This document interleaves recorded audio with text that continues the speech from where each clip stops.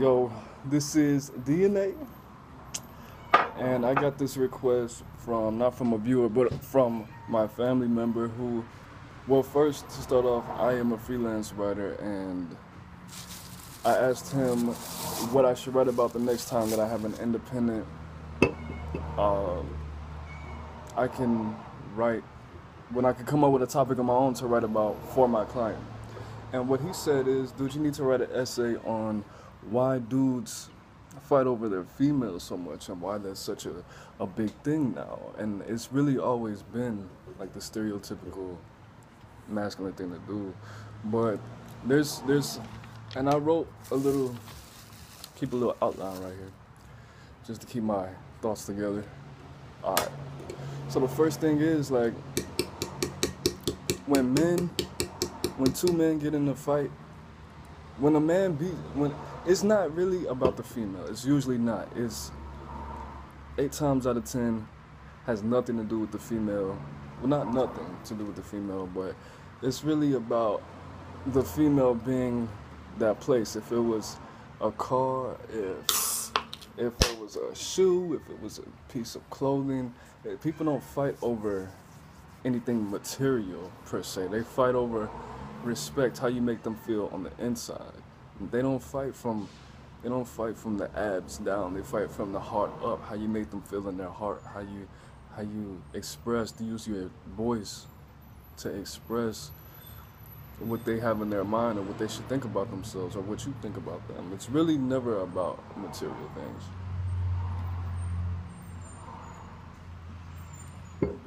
But when it comes to females, there are people who naturally just make that change. Like, dude, you didn't even start fighting till you start hooking up with this chick, or like, all right, I'm gonna explain the science to it. Now, we all know what it feels like to be hungry, or for your body to be in survival mode and anxious and just sleepy and tired and just straight up survival mode.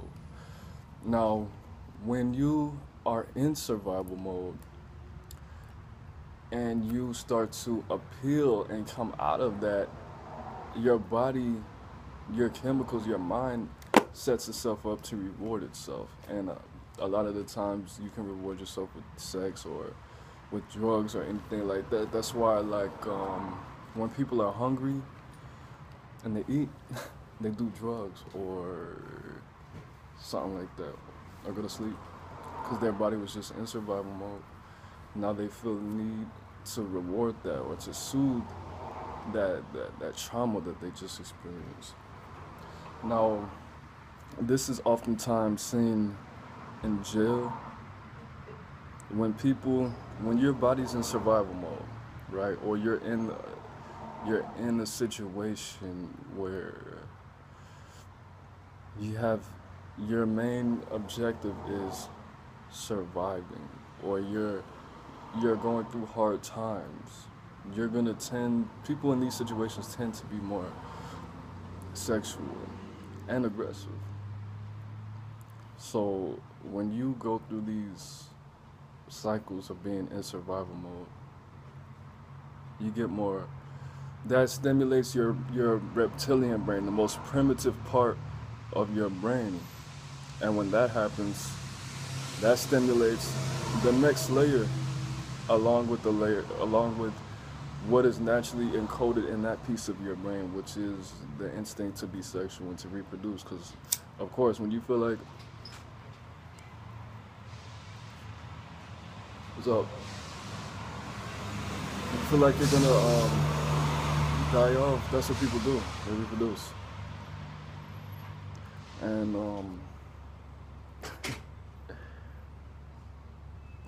I gotta do this shit over, dude. I'm gonna stick with it. Alright, so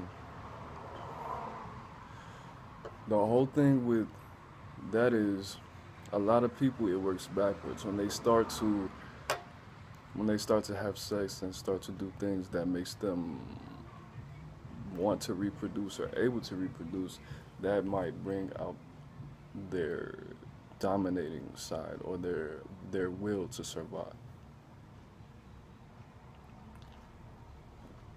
My next point is how people, when men dominate other men in any way, that automatically increases your testosterone. That's a proven fact. So if you put yourself, see me when I feel like I'm watching a little bit too many chick flicks this week or whatever the fuck the case may be, I just feel like that I need to play some Madden. I'm feeling a little off balance hormonally. And I mean, there's men on the field, and I put myself in the mind state like, okay, these are real men. This is not a computer. I'm playing somebody somewhere on the computer, and this is another guy who has testosterone. When you get into fights, when you dominate another male in any way, that increases your testosterone automatically.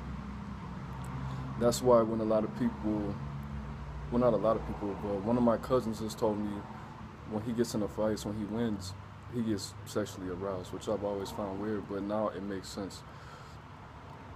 When you, and this is a test too, see like meth and ice, whatever it's called. When you do certain drugs, you can't get sexually aroused until you come in contact with that drug, or you automatically do, just like being in love. That's the test. That's your personal test, because your body is feeling the withdrawal from that drug, and automatically your mind and your body are put in survival mode.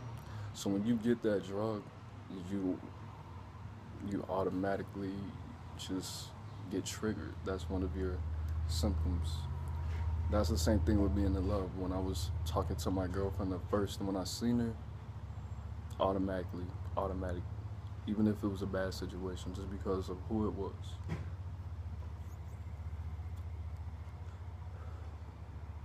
Dominance is a must, because if everybody just got along, then everybody would just be fucking.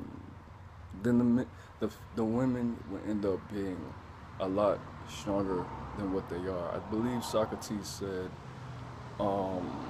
if you treat a woman as equal, she will become superior.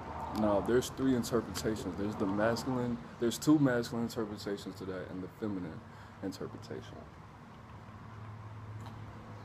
When I say that to women, they get offended, which shows me which side of their brain they're thinking with, how feminine they are.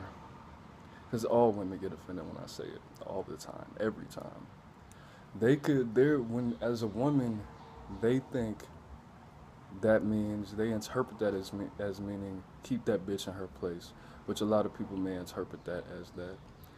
But I interpret it as they have the same potential or even more. So if you don't keep that bitch in her place, she's gonna take you over, because she has more power. She's the driving force behind basically everything. Like I said in my other video, the water is the plan, the fire is the action.